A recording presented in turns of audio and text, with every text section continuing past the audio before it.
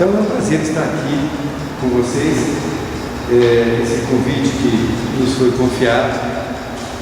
E assim que o Luiz estava fazendo a prece, eu estava me recordando de quando foi feito esse convite. Foi passada uma lista para os nossos companheiros, e quando essa lista chegou às minhas mãos, todos já tinham escolhido os seus temas, então sobrou somente esse tema. E ao olhar o tema, eu vi que realmente Kardec tem razão, né? Não existe coincidências, né? Não existe essas coisas de fatalidades. Existe realmente as coisas direcionadas, porque esse era o tema que eu escolheria, que ficou para mim. As coisas vêm para a gente porque você precisa daquilo, né? Então, esse tema, perdão, ele é realmente um tema que me atrai muito, e eu tenho estudado muito esse tema, já há algum tempo. Desde os primórdios da civilização humana, que o homem vem convivendo com essa questão do perdão, não é? E o que é o perdão? O que é perdoar? Perdoar, você pode perdoar uma pessoa de uma pena, não é? A pessoa foi presa, então pode surgir aí um perdão para que ela não precise ficar ali presa. É um tipo de perdão, não é? Outro tipo de perdão é de uma dívida financeira, não é? O governo pode perdoar essa dívida, ou uma pessoa também pode perdoar a outra de uma dívida financeira, não é isso? Um pai, um parente, não é isso? Agora, as ligadas aos sentimentos pessoais, esta é a que nós vamos ver hoje, porque o perdão ligado ao sentimento, ele é o que move a maioria do que se chama perdão na nossa sociedade. Eu posso afiançar a vocês que até os processos que são movidos, né, na justiça, a maioria deles, o cunho é sentimento, não é efetivamente nenhum cunho que seja plausível de falar por que tem aquele processo. É mais sentimento. E dentro dos sentimentos, nós temos três categorias. O primeiro é o sentimento que é o perdão para com Deus. O segundo é o perdão para com o próximo. E o terceiro, o perdão para consigo mesmo. É o chamado auto-perdão, não é? O perdão para com Deus, ele vem desde a evolução humana, nos primórdios da civilização. Porque se você pegar uma tribo de índios que não teve nenhum contato com os brancos, por exemplo, eles já tinham a ideia de um Deus, não tinha? E Deus para ele era o que? Era uma cachoeira, era uma mata, não era assim? Então, essa ideia de Deus, todo homem, toda pessoa nasce com essa ideia inata de Deus, não é? Então, o homem vem ao longo das suas evoluções trabalhando essa questão do perdão com Deus. E a crença de Deus, um Deus único, ela veio há poucos anos, vamos chamar assim, porque a maioria dos povos, não é, acreditavam em diversos deuses, seriam os chamados polisteístas. Na época de Jesus existia os egípcios, por exemplo.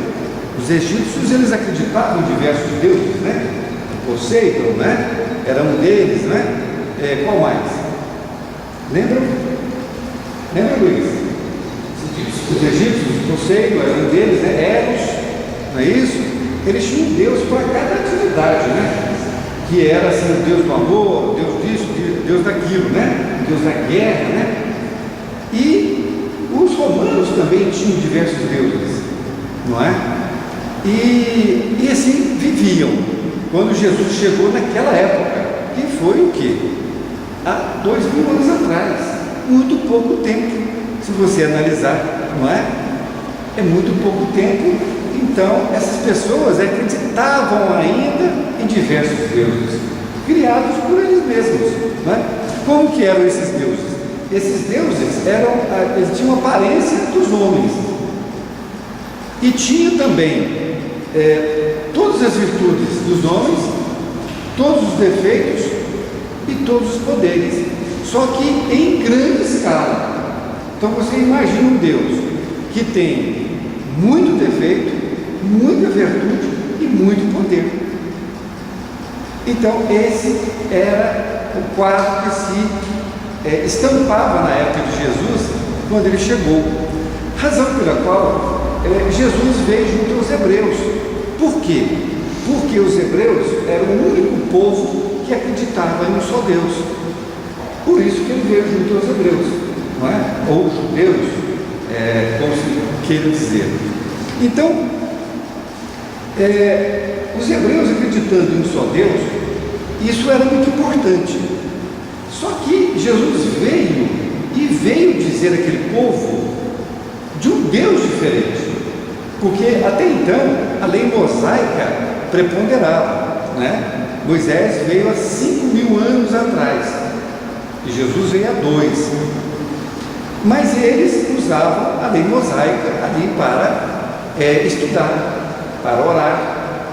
E a lei mosaica tratava-se de um Deus que era um Deus único, porém um Deus que castigava. Essa era a ideia. Então, se você fizesse alguma coisa errada, você seria castigado. Daí a questão do perdão para com Deus. E Jesus veio trazer uma nova visão de Deus. Só que eles não assimilaram. E mais, quando a nossa igreja mãe, que é a igreja católica, né, a primeira igreja que surgiu, veio, ela pegou exatamente dos hebreus essa questão do Deus único, mas também pegou a ideia de um Deus que castigava.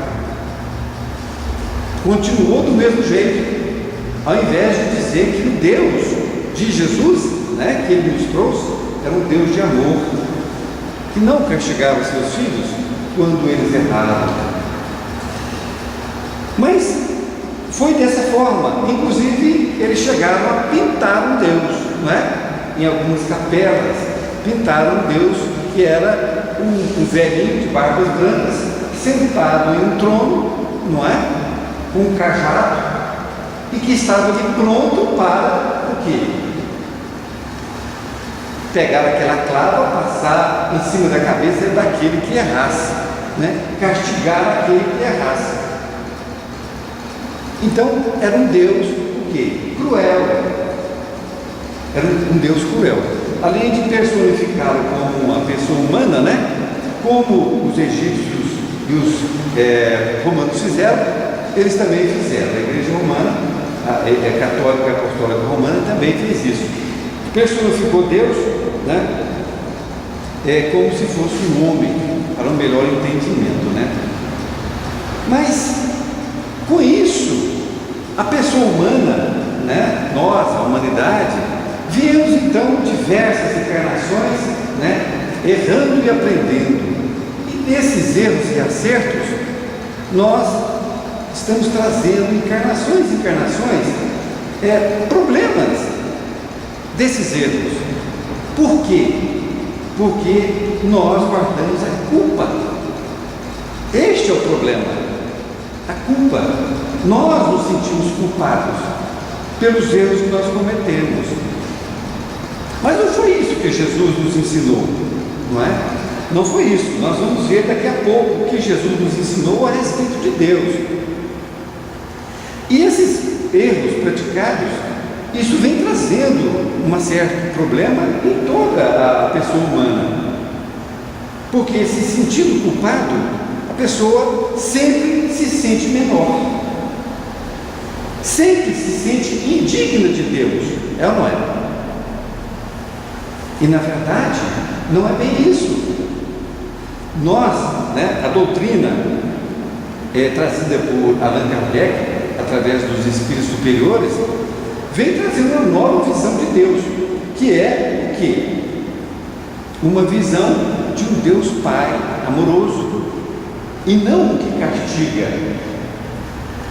Essa visão que ele veio trazer, por isso chama o cristianismo redivivo, dando uma nova interpretação ao que Jesus falou, porque a interpretação anterior ficou um pouco errônea.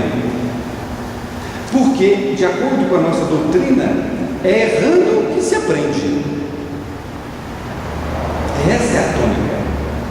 Porque quando você acerta, você pode até dizer que aprendeu alguma coisa, mas normalmente você aprende errando, é ou não é? Todos nós cometemos erros, sofremos com eles, não sofremos? Mas não foram aqueles que mais nos ensinaram? Não foi assim? E aquelas coisas que deram certas, meus amigos, minhas amigas, deram certo porque nós já erramos em outras encarnações, em outros momentos. Então por isso é que nós acertamos, porque ninguém acerta de pronto.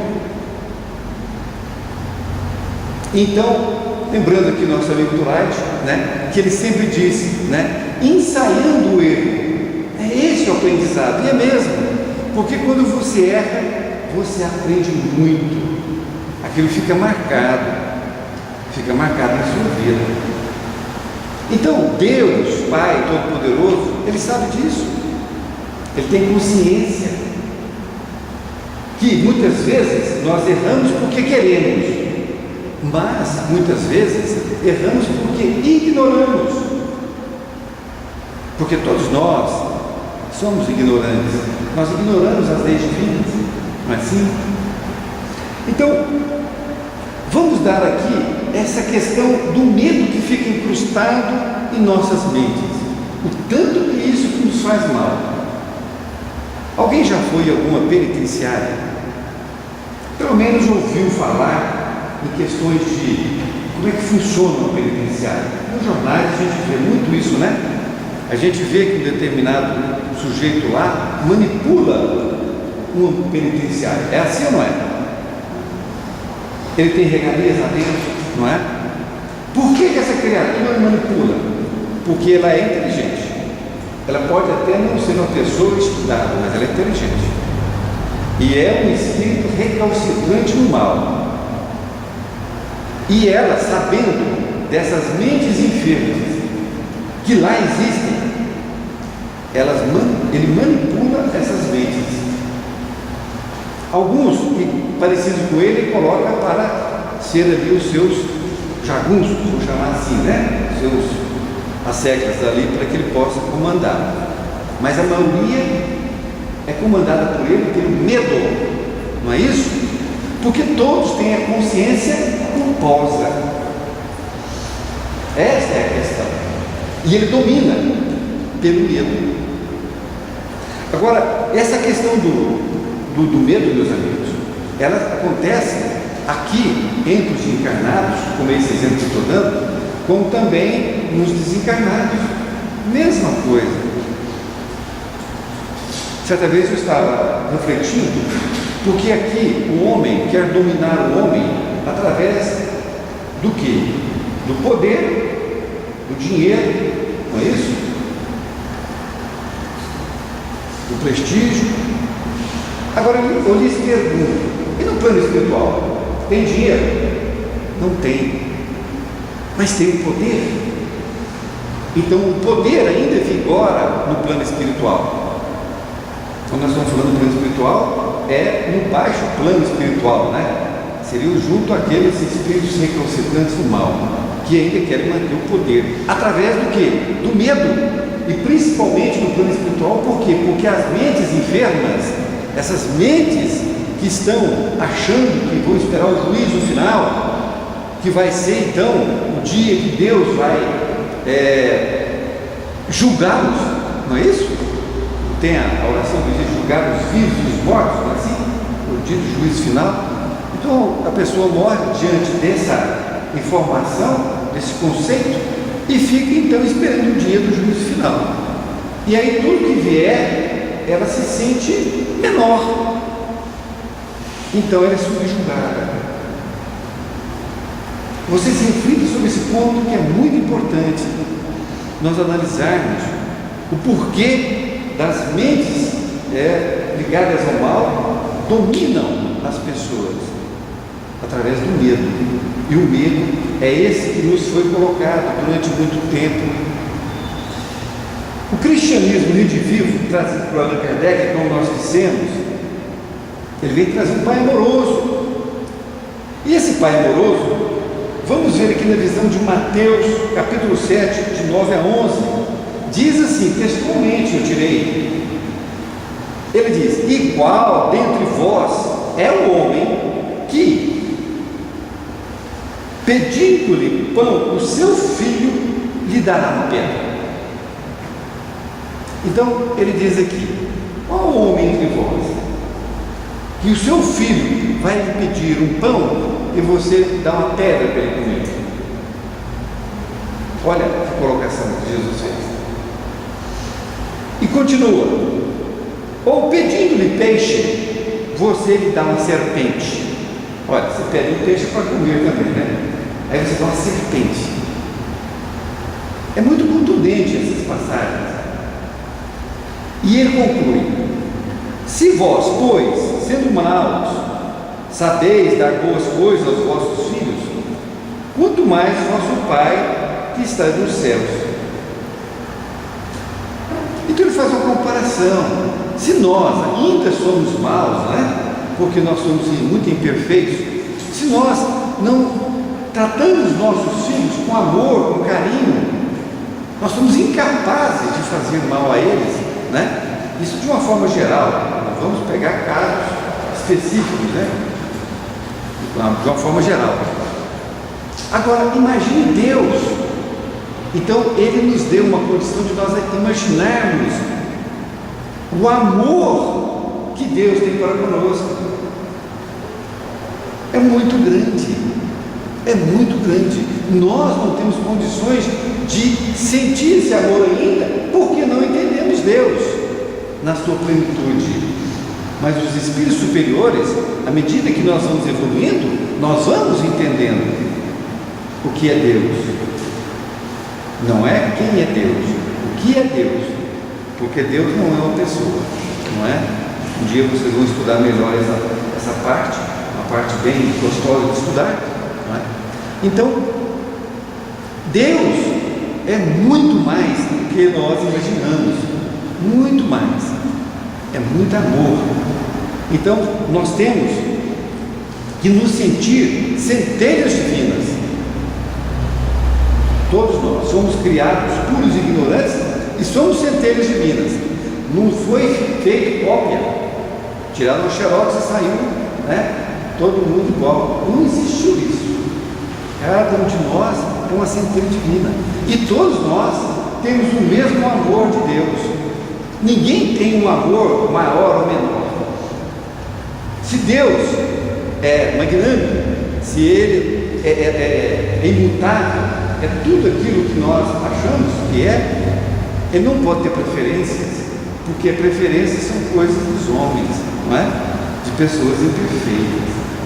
Ele é perfeição total, não é isso? Vamos falar agora o perdão para com o próximo. Perdoar o próximo é outra coisa que está no Novo Testamento, em diversas passagens. Falando nisso, a biografia que a gente buscou esse material, meus queridos, é o Novo Testamento, é o Evangelho segundo o Espiritismo, que é a mesma coisa, não é? Então, são as obras básicas, não se precisa buscar outras obras para se falar sobre perdão, aqui já está o suficiente. Então, no Novo Testamento, em Mateus, capítulo 5, 23 e 24, são os versículos, diz assim: portanto, se trouxeres a tua oferta ao altar, e aí te lembrares de que teu irmão tem alguma coisa contra ti, deixa ali diante do altar a tua oferta, vai reconciliar-te primeiro com teu irmão, e depois vem e apresenta a tua oferta. Naquela época, vocês lembram daquela passagem que Jesus chegou lá na sinagoga e tinha lá uma grande praça e os mercadores estavam lá vendendo, né, pombos lembra dessa passagem? Que ele então foi um momento que ele ficou nervoso, né? E ele derrubou as mesas, teve os cambistas, aqueles negócios todos, não é? Muito bem. Aquilo era uma prática dos hebreus, sacrificar animais. E era assim: se alguém trouxesse uma pomba, que era muito utilizada, ou um carneiro, para sacrificar, ou seja, para matar, ele tinha que ser purificado. E aí os maiorais da sinagoga recebiam por isso, porque ia fazer uma purificação ali no animal antes de sacrificá-lo, em nome de Deus. Então, essa era o sábado, né? Que era o dia deles, não era domingo, como a Igreja Católica instituiu. Então, o dia deles era sábado. E então, Jesus não foi contra isso, esse aspecto de mandar sacrificar animais. Por quê?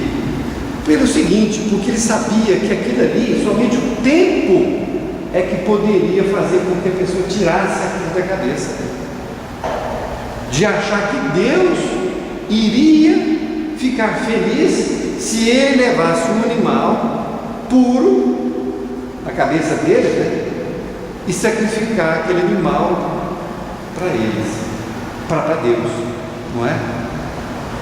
Porque nos primórdios da civilização, não é? A gente já viu muito filme assim, onde eles sacrificavam a virgem e jogavam lá no buraco, né? Que tinha o dragão, aquele negócio todo, né? Quer dizer, qualquer coisa era sacrificar uma pessoa. Quer dizer, naquela época já não tinha mais o sacrifício de pessoas, mas ainda tinha sacrifício de animais. Então, por isso que Jesus não tocou nesse assunto. Mas ele falou do quê? Da contenda entre pessoas. Então, portanto, se trouxeres a tua oferta ao altar, a oferta é exatamente isso, né? Aí te lembrares de que teu irmão tem alguma coisa contra ti, deixa ali diante do altar a tua oferta, vai reconciliar-te primeiro com teu irmão e depois vem e representa a tua oferta. Olha, então ele mandou você reconciliar com ele para depois vir fazer a oferta. A oferta, na verdade, ele sabia que não tinha valor nenhum. Tinha, mas na cabeça da pessoa tinha, não é? A questão de ofertar a Deus. Agora, se eles fizessem a reconciliação com o seu irmão, estava feito já o negócio. Era isso que Jesus queria. Então, seria chegar na pessoa e pedir o quê? Perdão, não é? Seria reconciliação. Ainda em Mateus, no capítulo 6, Jesus nos ensina a oração do Pai Nosso. E tem a passagem que diz assim: e perdoa-nos as nossas dívidas, assim como nós perdoamos aos nossos devedores. Olha, então eu estou pedindo ao Pai que me perdoe pelas minhas falhas, assim como eu perdoo o meu irmão. Foi essa a questão que foi colocada. Agora, se eu não perdoo o meu pai, eu não tenho condições de pedir perdão ao meu... Desculpa, se eu não perdoar meu irmão, eu não tenho condições de pedir perdão ao meu pai. Tem. E ele conta uma outra história a respeito disso, do perdão, que está também no Evangelho, que é um rei, né, que tinha um súdito que devia muito para ele. E esse súdito, então, ele foi chamado e ia ser preso, ele e a família dele, inteirinho. Naquela época era assim, devia, chamava a família inteira e ele era preso. Aí o súdito pediu, pelo amor, né, de Deus, que não fizesse aquilo com ele, que perdoasse a dívida, né? E ele então perdoou a dívida. E aí ele foi embora. Quando ele, no meio do caminho de sua casa, encontrou um amigo dele que lhe devia dinheiro. Então, e ele pegou e falou: não, você vai me pagar o que você me deve. Aquele que foi perdoado, né, começou a cobrar a dívida do outro, que era bem menor. E o rei tinha perdoado uma dívida enorme, e ele tinha uma dívida pequena com ele. E ele então mandou prender o sujeito, porque o sujeito não pagou ele. As outras pessoas que o conheciam foi ao rei e o denunciou. Ele pegou e então mandou prender novamente. Então é mais ou menos essa colocação que Jesus faz, não é? Porque se o pai lhe perdoa uma grande dívida, vamos chamar assim, não é? E você não perdoa uma pequena dívida, né, do seu irmão, existe alguma coisa errada, não existe?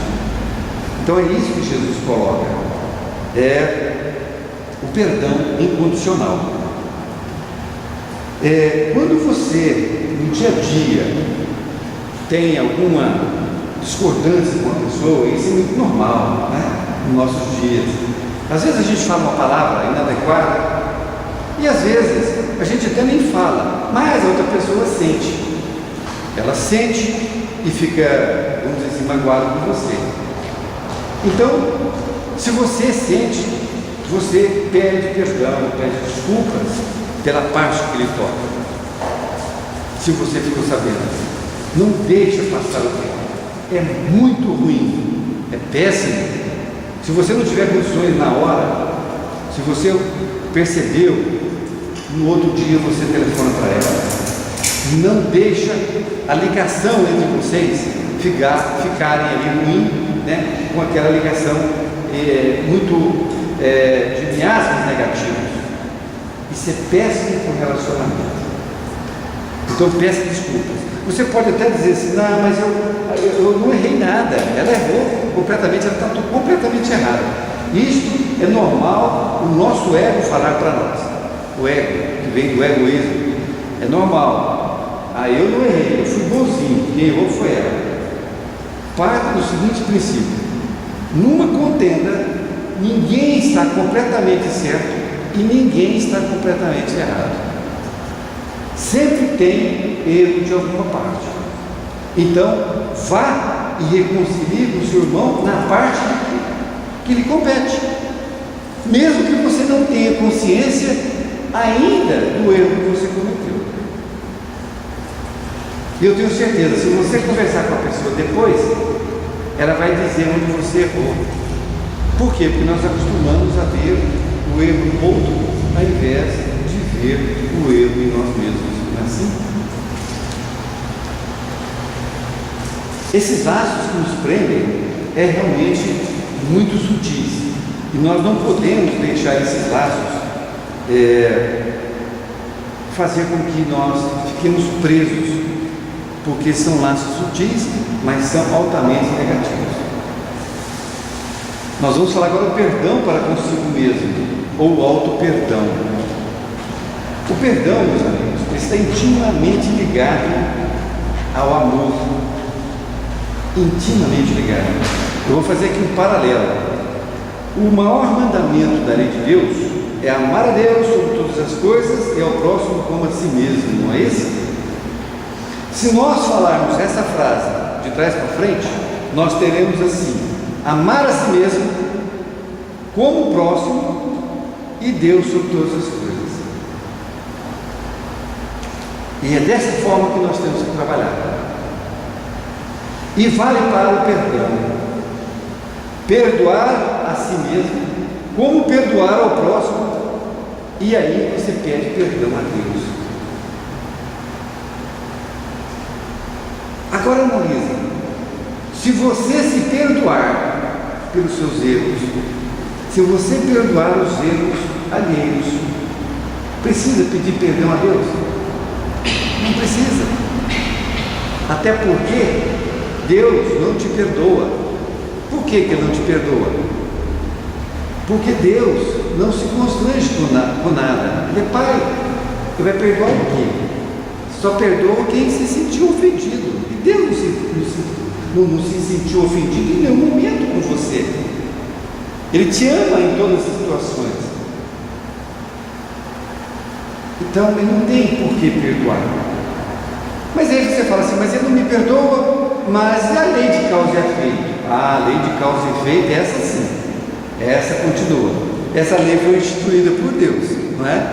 Então, se você fizer alguma coisa errada, aquilo você tem que consertar, ou então passar ali a ter uma outra mentalização a respeito daquilo, porque se você bater nessa mesa, a mesa te dá também uma força contrária, é a lei de causa e efeito.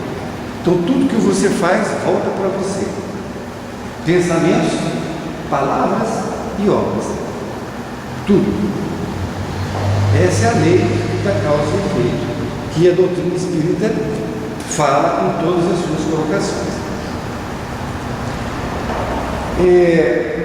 Essa questão do auto-perdão é de fundamental importância. Por quê? Porque nos foi colocado, quando nascemos, de que nós tínhamos o quê? O pecado original, não é? E isso foi ruim. Por quê? Porque nós nascemos com pecado. E isso veio nos colocando a ideia de que todo erro que nós cometêssemos, nós teríamos que, de certa forma, achar que nós não valemos nada. É exatamente isso, é ou não é? Que nós começamos. Tem a questão também de que a gente, a mentalidade que a Bíblia fala de que se eu cometo um erro, a quinta geração está lá pagando pelo aquele erro que eu cometi. Então a gente já também tem essa ideia de que a gente está pagando o pecado dos outros. Exatamente. É a lei dos outros. É exatamente o que colocou o pecado original. Quer dizer, Adão e Eva cometeram o pecado, não é? E nós estamos pagando por esse pecado. Vejam bem, se eu cometo um erro de sã consciência, se eu cometo um crime, o meu filho tem que pagar por esse crime? Vocês acham que Deus, né, concebe uma coisa dessa? Nada, ele não tem participação nenhuma. Cabe a mim, não é? A redimir do meu erro. Então, eu vou dar um exemplo aqui para vocês, que é de um livro chamado O Ícaro Redimido. Ele conta a vida de Santos Dumont. É um livro dessa grossura aqui, mas é muito gostoso de ler. Santos Dumont, vocês sabem que ele foi o inventor do avião para nós brasileiros, não é? E ele se suicidou no Guarujá, né? Enforcado no cano do chuveiro. Foi uma coisa muito triste, né? Ele chegar a esse ponto. Muito bem. E por que ele se suicidou? Ele se suicidou por dois sentimentos. O primeiro dele foi a mágoa. Ele estava com mágoa das pessoas, porque não o colocaram como inventor do avião, e sim a sociedade parisiense, que era mais, né, na época, tudo que saía de bom saía de Paris, né? Então eles aceitaram que quem inventou o avião foram os irmãos americanos, e não ele, embora ele estivesse lá junto com, né, recebeu comendas, aquele negócio todo, mas ele não foi aceito como inventor do avião. Esse foi o motivo. O outro motivo foi que ele, não sendo ali aceito como inventor do avião, ele então estava com uma baixa estima. Vocês concordam comigo? E os alemães sutilmente o procuraram, e ele deu os projetos dos seus aviões para os alemães. Ele deu. E logo depois, alguns anos depois, é que ele viu para que foi usado os seus aviões, e foi para a guerra. E ele então entrou no que nós chamamos de culpa. Então ele tinha dois motivos. Então no livro O Ícaro Redimido, o Ícaro é uma figura legendária grega, não é? É um pássaro que foi feito de cera, mas ele voou muito alto e aí o sol derreteu e tal, aquela história toda. Mas então por isso que faz, é um pássaro que voa, né? Faz essa alusão aí no nome. Então vocês vejam bem, a culpa e a mágoa levou então Santos Dumont ao plano espiritual em sérias condições. Hoje dizem que ele já está encarnado, mas ele passou muito tempo em sérias condições. quando ele foi resgatado pelo seu mentor, com muita dificuldade. Não vou tecer mais detalhes, porque se vocês quiserem para ler o livro, senão, né, eu estaria aqui contando a história do livro. Mas só para elucidar essa questão do quê? Da mágoa e da culpa que fica com a pessoa. A questão do auto-perdão é de fundamental importância, de nós termos consciência de que somos espíritos eternos. Eu trouxe um outro livro aqui, que vocês vão me permitir ler uma parte dele, porque é um livro que chama-se Os 7 Hábitos das Pessoas Altamente Eficazes. Esse livro se vendeu milhões de cópias. Eu tenho para comigo que todo livro que vende muito não é escrito somente por uma pessoa. Não é. Esse, eu acredito que não foi escrito somente por ele. Ele teve inspiração. Porque a espiritualidade, meus queridos, minhas queridas amigas, ela não fica somente dentro do espiritismo, não. Claro que não. Ela vai para qualquer pessoa. Só para vocês terem uma ideia, o pneu, esse pneu de borracha que nós conhecemos, parece uma coisa simples hoje para nós, não é? Mas antes não existia o pneu, existia a roda de ferro. Agora vocês imaginam como que era o transporte, uma roda de ferro. Naquela época, quem conta foi o próprio inventor do pneu de borracha. Ele foi levado no plano espiritual e aí foi mostrado para ele como se aplicava o pneu. Isso é a história dele, autobiografia. Então aí ele inventou o pneu. Então, quando a espiritualidade quer que alguma coisa ocorra, ela faz por onde acontecer. Então eu acredito que isso aqui é um livro dessa situação.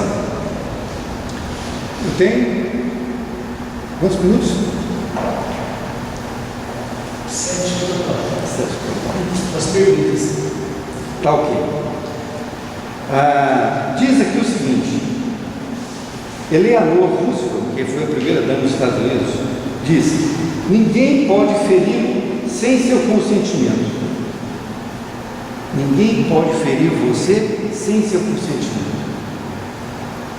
Então, se você se sentir ferido por alguma coisa que eu disser, é porque você consentiu. Ok? Nas palavras de Gandhi, Mahatma Gandhi, você já deve ter ouvido falar, né? Na Índia, ele disse: eles não conseguem tirar nosso respeito próprio se não o entregarmos a eles. Ele estava se referindo aos ingleses, porque naquela época os indianos eram submissos aos ingleses, né? Que a Índia era uma colônia inglesa. E ele foi para junto dos camponeses e mostrou que o respeito próprio era de cada um deles, que eles não eram obrigados a dar para os ingleses. É o nosso consentimento, não é? Então, você dá a outra pessoa. Então, é muito importante que a gente trabalhe a questão do perdão. Se alguém gritar com você, isso acontece? Se alguém gritar com você, você perdoa. Sabe por quê? Porque a pessoa está doente, ela está em desequilíbrio. Perdoa. Você imagina uma pessoa que está se afogando no rio e você chega perto dela, o que ela faz? Vai te puxar, não é isso? É assim que acontece com as pessoas desequilibradas. Você é que dá permissão para entrar na faixa dela. Então você tem que perdoá-la. É esse perdão que Jesus dizia. Você não precisa entrar nessa faixa. Perdoa. O silêncio, se não tiver nada para falar, o silêncio fala mais alto. Fale aquilo que você sentir do coração, mas no momento próprio, porque em desequilíbrio a pessoa não está pronta para ouvir nada. Não é assim? Você tiver na faixa escura, vai te atingir. Exatamente. E você está em condição de auxiliar ele que está numa faixa mais. Exatamente. Então você, naquele momento do desequilíbrio da pessoa, você mantém em oração. E só de você pensar que ela está doente, você está vibrando em amor para ela. A gente, quanto menos espera, a gente encontra pessoas que vêm nos testar, não é isso? E o teste é esse. É difícil? É muito difícil. Mas é isso. Através desse livro e da doutrina espírita, que diz a mesma coisa, eu fiz questão de trazer o livro para mostrar para vocês que a espiritualidade, quando quer, traz as informações sobre diversas fontes e não somente uma. Porque muitas pessoas ainda têm o ranço religioso, não é? Que eu só leio aquilo que é da minha religião. Muito obrigado e estou aberto às perguntas que porventura vocês queiram fazer.